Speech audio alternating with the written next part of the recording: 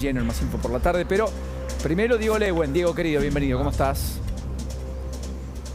¿Qué tal? Buenas tardes, Paulino, ¿cómo estás? Estamos trabajando en Caseros en estos momentos, donde hace poco más de 12 horas fue asesinado Rolando Villafañe, un empresario, un trabajador de 61 años que venía a las 12:30 de la noche a preparar los pedidos para el mismo día en su fábrica de algodones, cuando fue abordado por 5 delincuentes que venían circulando en un auto que había sido robado con 2 días antes de que sucediera este hecho. Hubo intercambio de disparos. Rolando lamentablemente falleció por 2 disparos en el abdomen. Después vamos a ampliar qué fue lo que sucedió y en qué estado se encuentra la causa. En otro de los hechos del día, gracias Diego, Carla Ricciotti con todos los datos de otra de las historias tristemente vinculadas a la inseguridad. Carla, bienvenida, buenas tardes.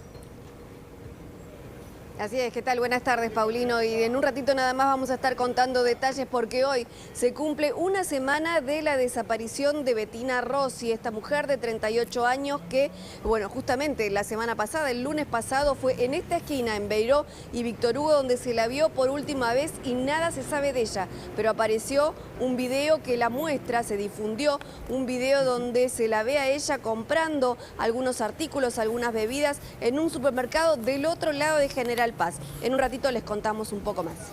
Hablando de videos, hablando de muestras, gracias Carla. Miren esta imagen, esta foto, la trae Javier Lanari. Javi, bienvenido, ¿cómo estás? Buenas tardes. Paulino, muy buenas tardes, ¿cómo va? Me vas a explicar en un ratito de qué se trata, pero es un surtidor que tiene una leyenda poco habitual. Sí, aquí en la ciudad de Buenos Aires directamente no lo vas a ver, porque esto está pasando en el interior del país, más puntualmente en zonas de frontera, provincia de Misiones. Ese cartelito, y ahora te lo explico, Paulino, el cartelito blanco que estamos viendo en ese surtidor de una estación de servicio Shell, dice, surtidor para extranjeros. Enseguida te lo explico. Impecable. Un ratito Lourdes va a hablar del robo del bronce.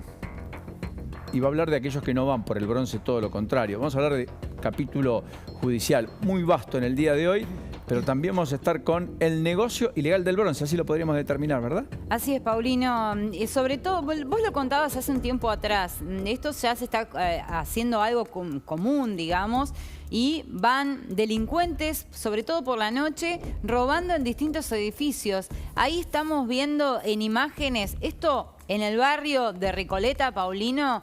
Después te voy a contar y te voy a ampliar en relación a estas bandas que se dedican justamente a robar bronce para hacer todo un negociado. Bueno, en las 3 de las 3, en la agenda, en la apertura de esta tarde, mientras tanto tenemos estos 3 ejes. Miren, observen. El primero de ellos es la vuelta a clases con Omicron en baja, que me parece que es un denominador común. Muchos de los chicos en la Ciudad de Buenos Aires van a estar volviendo a clases esta semana en la escuela primaria. Ya en algunas jurisdicciones también han empezado a regresar con presencialidad plena en distintos jardines, en distintas jurisdicciones. Pero todo esto se va a dar, insisto, con Omicron en baja, que era una perturbación y una preocupación. Con, por supuesto, todas las medidas que ya conocemos. En la ciudad sin burbujas, en otros lugares con burbujas mucho más limitadas, con distanciamiento social prácticamente nulo, casi como una vida prepandemia y sin restricciones. Bájenme la música, por favor. Les pido encarecidamente, gracias. Y sin restricciones. Entonces, en ese volver a clase, en esa volver al aula, lo vamos a hacer, insisto, con una de las variantes más contagiosas, no necesariamente más letales, todo lo contrario, que nos había perturbado y mucho, incluso en la temporada de verano, y que ameritó con en algún momento efectivamente gestar, en algún momento, la idea de que la exitosa temporada turística pudiera tener algún tipo de impas. Bueno, cosa que finalmente y por suerte no ocurrió. Lo concreto es que este es un dato. ¿Qué le vamos a poner adentro a la escuela? Es la discusión que no está. Estamos hablando de cómo volvemos a la escuela, estamos hablando de lo cuantitativo, estamos hablando de cumplimentar 190 días de clase, pero no estamos hablando de qué aprenden los chicos dentro de la escuela. Y yo creo que es una discusión que tenemos que darnos. Que en la nueva normalidad, no me gusta la palabra, que en este ciclo lectivo debemos inexorablemente empezar a hacerlo. La ciudad tiene algunos condimentos para este año, incluye administración financiera, da la impresión que el mundo va hacia ahí, hay que tener esos elementos. Probablemente inteligencia emocional, buscar la forma de cómo dictarla, cómo darla, pero estamos en la generación Google. Hablamos de inteligencia artificial hace un ratito con Pancho en el Pase. Bueno, imagínense que en esa generación Google en la generación de la inteligencia artificial, de la informática, la robótica, es probable que tengamos que hacerle modificaciones sustanciales a la educación, en términos formales, pero también en términos de modos, para crear apetito por parte de los chicos para comprometerse con esa educación, para que no les sea aburrido, para que les sea divertido. Aunque nunca podría ser divertido, en todos los casos, al menos que tenga un atractivo por el cual los chicos no quieran evadir ir a clase, sino ir más allá de sus amistades, de sus amigos, etc. Así que, insisto, la vuelta a clases que se da con Omicron en baja, que nos permite relajar un poco sobre todos los planteos en términos de lo sanitario, bien nos podría depositar toda esa energía a discutir qué dentro de la escuela. No solo cuánto tiempo, sino qué. Y ojalá lo hagamos. El segundo de los ejes, a propósito de los temas del día, es la economía al rojo vivo. Una economía que está al rojo vivo no solo por el factor Guzmán, no solo por la reestructuración pendiente de la deuda con el Fondo Monetario Internacional, donde se espera que esta semana haya algún tipo de avance, en particular a partir del inicio de la cumbre del G20 de los ministros de Finanzas, donde finalmente Guzmán va a estar no presencial en Indonesia, sino a través del Zoom. Una cumbre en donde Estados Unidos hasta acá descartó lo que ya se venía diciendo hasta el hartazgo, que es que los sobrecargos de las tasas de interés, finalmente la sobretasa, no van a ser eliminadas en principio, etcétera. Pero más allá de esa expectativa en la cual se cierne toda la economía argentina respecto a cómo se cierra el acuerdo, cuál es la letra chica, con cuántos votos sale finalmente del Congreso, quién es la Cámara de origen para el debate, si es diputados o el Senado. Sorprendió Mayans hoy, por otra parte, diciendo, el hombre fuerte del kirchnerismo en la Cámara Alta de la Argentina, en la Cámara de Senadores, diciendo, miren, sería recomendable que empiece por diputados, no por el Senado. Tal vez aventurando que pueda haber allí alguna decisión en un bloque que además todo discute y en donde algunos dicen que va a haber una decisión, es decir, una migración de senadores del peronismo del kirchnerismo, y otros dicen que el kirchnerismo finalmente se podría escindir del peronismo. En cualquiera de los casos lo que están dando cuenta es de un cisma que atraviesa toda la política de gobierno, que atraviesa el gobierno y que atraviesa el Congreso y particularmente también al Senado, que era un cuerpo monolítico, con un control monolítico por parte de Cristina Fernández de Kirchner y con mayorías del peronismo expuestas desde 1983 hasta aquí que dejaron de ser. Recordando que hoy tiene el peronismo 35 senadores en todas sus acepciones, en una Cámara que está integrada por 72 miembros. Así que la economía un poco va a estar en el denominador común de esta semana. Mañana se conoce el dato de inflación, todo el mundo habla ya de un 4%. Hasta el propio Feletti reconoce que puede estar en torno al 4% y que esa es la inercia con la que arranca el 2022. Y si no, escuchen, vean, un Feletti que además esta semana va a aglutinar distintos eslabones para ver si en una comisión podría haber y podría aflorarse, podría vislumbrarse un proyecto que reforma la ley de alquileres a partir del mes que viene. O inclusive un Feletti que dicen que va a construir una canasta de productos en los comercios de barrio que están exentos del programa de precios cuidados, que tiene ya todos los componentes que ya conocemos y la faltante que ya hemos descrito, etc. Y que como instrumento para combatir la inflación es todo lo limitado que ya conocemos. Bueno, este era el reconocimiento de Feletti respecto al dato, insisto, que va a impregnar la agenda económica esta semana cuando mañana se conozca el dato de la inflación de enero. Estimamos que el índice de enero 2022 va a dar por lo menos igual que el del 2021, con lo cual no hay un agravamiento del problema en un contexto más difícil porque, bueno, ha pasado una elección, se ha perdido, estamos todavía pendientes del cierre del acuerdo con el fondo, hay más presión sobre las reservas internacionales, sin embargo, no tenemos una aceleración. Yo pronosticarte una inflación anual no es no corresponde que yo lo haga. De todos modos te puedo decir que no va a ser peor que el 2021. Es más, yo te diría que puede llegar a ser mejor. Traduzco. No va a ser peor que más del 50. Puede eventualmente hacer mejor. Lo dice el secretario de Comercio Interior, que llegó al cargo empoderado, con ínfulas de atacar el problema de la inflación y por lo tanto reducirla ostensiblemente. Pues eso es resolver un problema, no mantenerlo igual. O sea que las metas cada vez en el arco que corremos, aspiracional, son menores, incluso para el propio Estado y para el propio gobierno, en este caso más que el Estado. Es Bernie diciéndose una batalla perdida la del narcotráfico. Claro, pero su misión es combatir el narcotráfico, es ministro de Seguridad y garantizar la seguridad de todos. No mostrarse con los brazos caídos porque ¿qué queda para el resto, digamos? Es Feletti diciendo, mire, no hay una aceleración, estamos en los mismos niveles. Pero hace mucho tiempo ya que es funcionario y que debió haber tenido algún resultado concreto a su política específica. Más bien estamos viendo lo opuesto. Más allá de todo eso, mañana va a haber una marcha multitudinaria, advierto. Pocos han puesto, yo diría, el acento sobre lo que va a ocurrir mañana en la calle, otra vez tomada por distintas organizaciones sociales contra el acuerdo con el fondo. Incluso algunas escisiones internas de algunos sectores que están muy cercanos al gobierno y que conviven con el gobierno y que militan, inclusive en términos electorales, para el Frente de Todos. Lo cual es una acepción adicional a esas internas que nosotros veníamos marcando. Y en términos económicos después también vamos a ver qué pasa con la energía. El jueves es un día de audiencias públicas, donde finalmente vamos a empezar a conocer cuál es la hoja de ruta de los incrementos de tarifas en la energía eléctrica, en particular en capital y conurbano. Así que cuidado, porque empieza a desandarse el camino de tarifas congeladas, combustibles planchados, dólar quieto, porque a lo que estamos asistiendo en estas horas también, en medio de turbulencias internacionales, de bajas generalizadas en los mercados a propósito de lo que pueda estar sucediendo efectivamente en Crimea, etcétera, en el conflicto bélico entre Rusia y Estados Unidos con participación de Europa.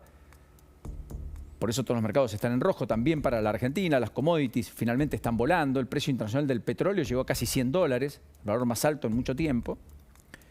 Lo cierto es que en la Argentina lo que vemos es que el dólar se empezó a soltar, la devaluación empezó a ser diaria, con correcciones cotidianas. En el mercado minorista está arriba de 112, el dólar oficial. Y efectivamente hoy tenemos un recalentamiento de los dólares legales, contado con liquidación, el dólar MEP, en un contexto de un dólar paralelo arriba de 215, consolidado en eso, como si la barrera psicológica de los 200 hoy ya fuera clara y nítidamente el piso, lo que era el techo hace 3 meses. En una escalada que también infla expectativas en el mal sentido. Un gobierno que quiere aplanar la curva, haciendo juego con tanto lo que hemos hablado en términos sanitarios, y una curva que parece tomar impulso. 10% de aumento promedio en la nafta hubo a fines de enero. Y vamos a ir a escalonamientos de aumentos adicionales de la nafta en los próximos meses. En el interior hoy la nafta premium está a 130, 140 pesos. Es probable que pasemos la barrera de los 150 pesos en los próximos 40 días, en el interior. Y en Capital Federal va a ser el precio a mitad de año. Para que tomemos dimensión de qué estamos hablando y cómo eso le pega a la cadena de costos. Tampoco puede hacer muchas otras cosas el gobierno, que en el año electoral planchó todas estas tarifas, barrió bajo la alfombra, y en algún momento la alfombra hay que correrla y limpiar, salvo que no se quiera el acuerdo con el fondo. No hay una sola oportunidad, o mejor dicho, no hay una sola chance de que eso no suceda si hay acuerdo con el fondo. Lo que no quiere decir que ese acuerdo que es necesario sea suficiente para todos los problemas que tiene Argentina, ni mucho menos, en particular el acuerdo tan laxo, en el cual están trabajando políticamente más que económicamente Argentina y el fondo y Argentina. En esta mirada que, insisto, impregna de corto plazo a la dinámica política argentina, también al staff técnico del fondo que está vislumbrando que este es un acuerdo para el 2023-24 ser revisado por el próximo gobierno. La próxima gestión, que puede ser esta continuando, puede ser la que venga de otro signo político, del mismo signo político. Bueno, más allá de esto, el tercer eslabón tiene que ver con este capítulo que no quiero dejar pasar por alto. Sucedió en la costa. José Ernesto Schulman es quien ven en imagen. Integra la Liga Argentina de Derechos Humanos, organización civil creada en la década del 30 del siglo pasado. Y que, por si te lo perdiste, gestó esto. Un audio, un video que se viralizó hasta el hartazgo a propósito de la demora que había en un colectivo en la llegada y cómo él interviene y desde qué lugar. Y observen. Santa Clara. No, no hiciste nada. Mentiste 4 horas. Decime no.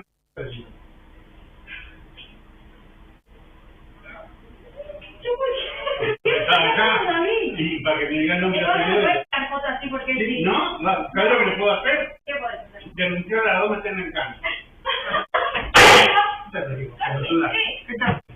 Échale. ¿Qué te reís? ¿Qué te reís? ¡No hay una mierda! Anda, habla vos con el chofer, a ver. ¡A la puta! Escúcheme, hace 3 horas que esta pendeja me está cagando de risa de que el colectivo viene y viene. Qué bochorno, ¿no? Qué espanto. Imagínense cualquier otra figura pública reconocida haciendo exactamente lo mismo. El presidente para abajo, un gobernador, un político, un periodista, un empresario conocido, cualquiera. ¿Qué estaríamos diciendo? Sería escándalo nacional. Integra la Liga Argentina de Derechos Humanos. ¿Quieren ver cuál es una de las misiones? Miren, ahí dice la avenida, etcétera. Fíjense, el lema, no le soltamos la mano a nadie. Y ahí está en pantalla. Bueno, definitivamente no le soltaron la mano ni siquiera a José Ernesto Yulman, que hizo un pedido de disculpas que la propia Candela, la chica que golpeó, no solo vituperó contra ella, sino golpeó el propio Yulman, dijo sentir que no tenía la sensación de haber recibido unas sinceras disculpas, porque las disculpas de este señor que ustedes ven allí, que pasa en segundo plano, aunque muchos hicieron foco ahí, que es militante kirchnerista, que hace la B de la Victoria, que trabaja donde trabaja, etc. Lo que es una persona no apta para estar en la Liga Argentina de Derechos Humanos, porque no cumple un elemental derecho humano, que es al buen trato. Hizo un descargo tras la viralización del video en Facebook y arrancó diciendo a mis compañeros, ya empezamos mal. Pido públicamente disculpas por haber llevado adelante una conducta reprochable en una terminal de ómnibus. Soy consciente de que mi comportamiento con una trabajadora fue inaceptable y nada lo justifica. Pero luego dice, como muchos,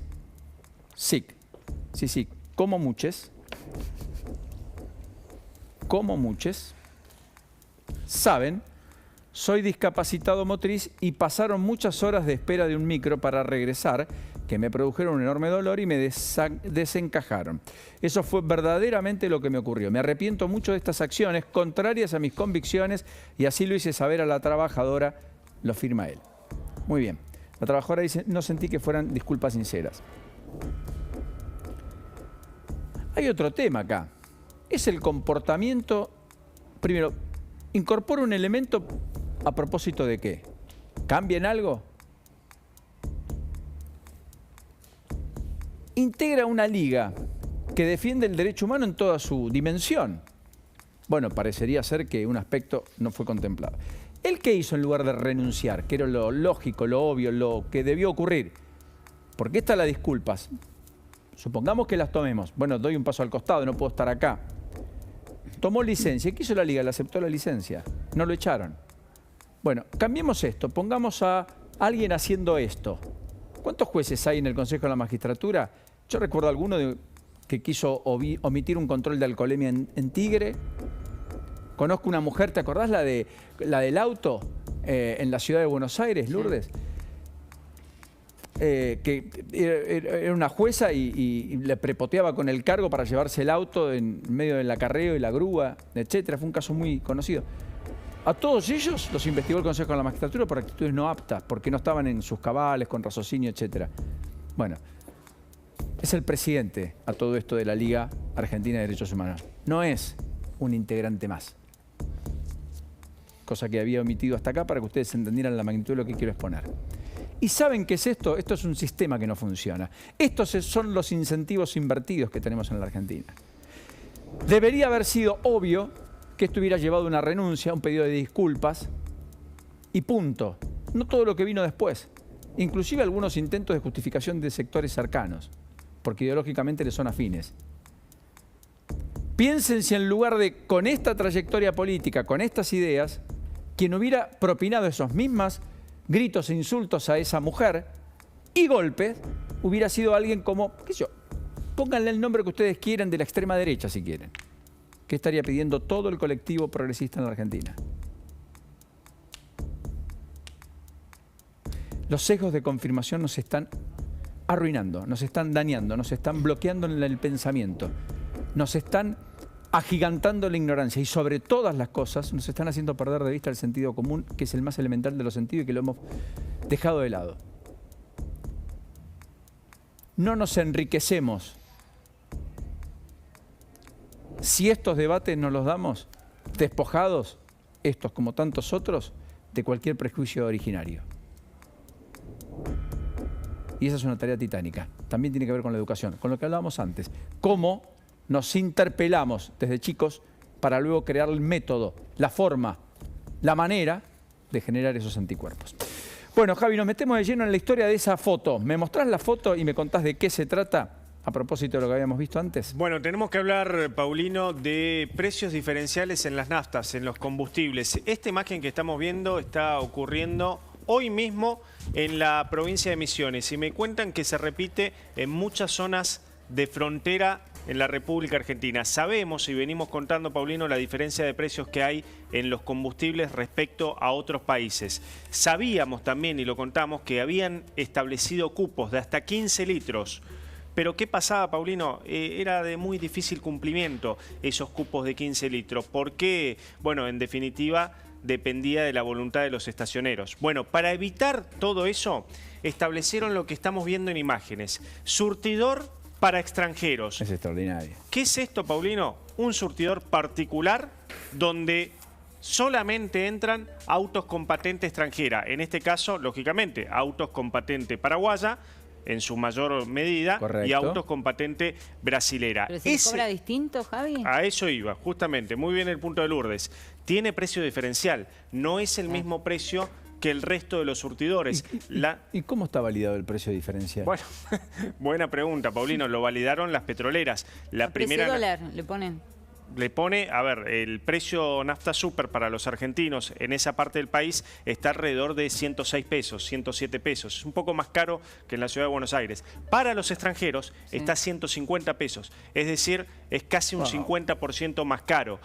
No pudieron hacer en los mismos surtidores que para los argentinos porque, claro, es muy difícil configurar los surtidores. Por eso mismo, un solo surtidor. Pero eso, Javi, porque vos hace un tiempo atrás contabas y mostrabas cómo la gente cruzaba el charco y venía a cargar nafta a Misiones porque les era mucho más barata. Exacto. Y me acuerdo que mostraste la imagen con los bidones. O sea, yo creo que en Misiones lo que hicieron fue, bueno, no, esta gente cruza solo a cargar nafta y se va. Vamos a cambiar el precio, pero ¿quién lo valida, como dice Paulina? Bueno, lo validan las propias petroleras, las propias empresas. ¿Eso está ajustado de derecho? Bueno, ¿es legal hacerlo? Perdón la ignorancia, estoy preguntando. Yo te diría, bueno, acá tenemos una abogada. Perdón, porque digamos, vos tenés un parque nacional, por ejemplo, querés ir a Catarata, vos sos extranjero, pagás X cantidad de plata, sos un residente, pagás otro. Es un diferencial que es un incentivo al residente, etcétera. Estuve en Acuario en el fin de semana en Mar del Plata. Los residentes marplatenses pagan una tarifa distinta al turista. Está bien. Es un incentivo, no está mal. Tendrá que ver con esa misma lógica, porque hasta aquí no era eso lo que sucedía. No, está claro. Bueno. Lo que ocurre, Paulino, es que, claro, ahora vienen las avivadas. ¿Qué hacen muchos extranjeros? Alquilan patentes argentinas para poder pasar al surtidor de los argentinos. Todas estas cosas que, bueno, estamos viendo a diario en la República Argentina. Papá. O sea que vas a tener que tener una aplicación para corroborar patente con dueño y por lo tanto residencia. Es increíble. Para evitar ese y pensá, Paulino, que tuvimos un reciente aumento de precios, vos lo decías recién, en los combustibles, que se suponía que llegaba para solucionar este tipo de distorsiones. Bueno, no, sigue pasando.